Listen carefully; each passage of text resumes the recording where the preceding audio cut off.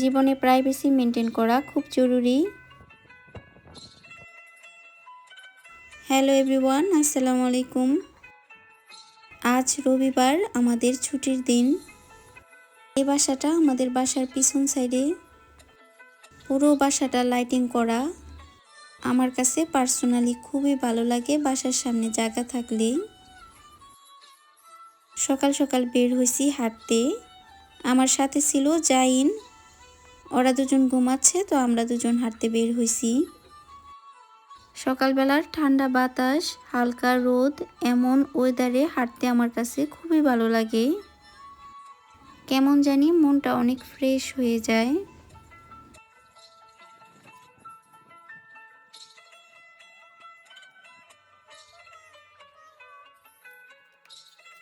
আজকে সকালে নাস্তায় বানাবো বিক্রমপুরের ঐতিহ্যবাহী বউয়া ভাত, তাও আবার খুদ দিয়ে।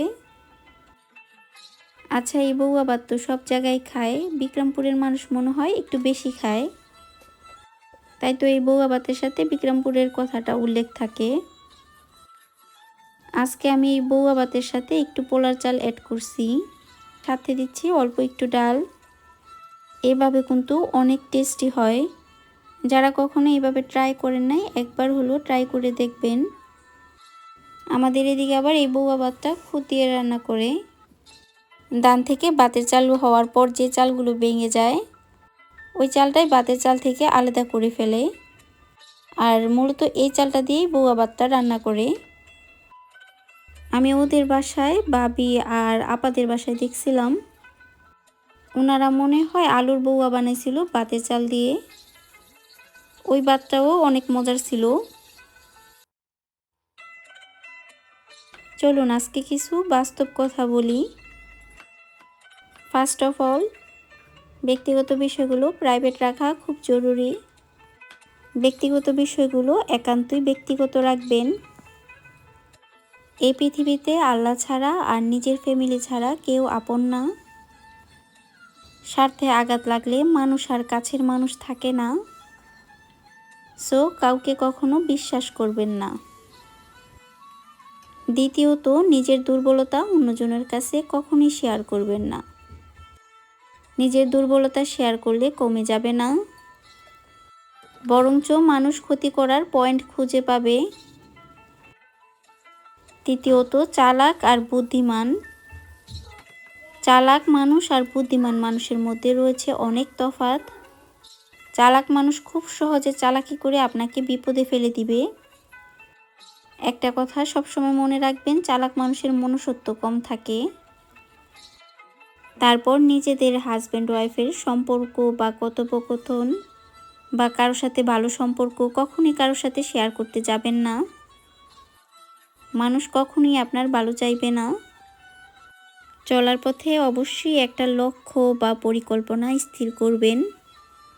যে জিনিস পরিকল্পনা করে করা হয়, সেই জিনিসটা আরও বেশি সুন্দর হয়। আর সবশেষে সবচেয়ে ভালো একা থাকা, নিজের ফ্যামিলির মানুষদের সাথে সখ্যতা গড়ে তোলা। যে একা থাকতে পারে সে সব করতে পারে। নিজেকে যেভাবে গুটিয়ে নেওয়া যায় মানুষ থেকে।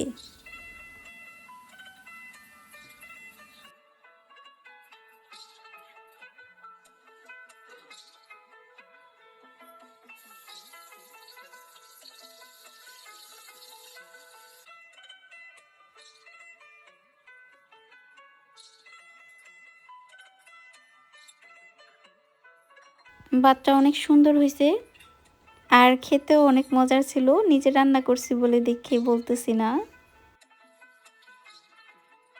আমি পাটা পুতা বের করে নিছি, এটা ওয়াশ করে এখন টিস্যু দিয়ে একটু মুছে নিব।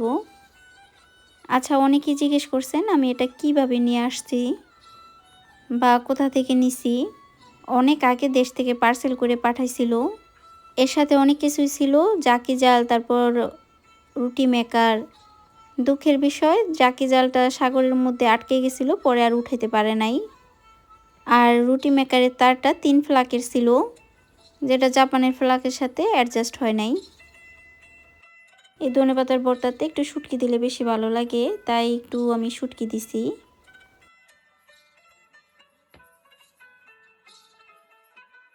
এই ভিয়েতনামের দোকানের কাঁচামরিচগুলো খুবই ঝাল, পরে আমার হাত অনেক জ্বালা পোড়া করছে।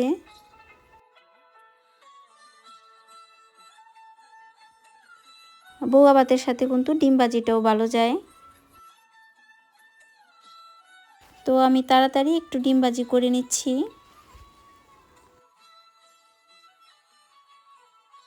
ভর্তা করতে পারি নাই, তো আরেকটা ভর্তা করব কচুরমুখী। এই কচুরমুখীর ভর্তাটাও কিন্তু মজার। আজকের ভিডিও এখানেই শেষ করতেছি। আল্লাহ হাফেজ।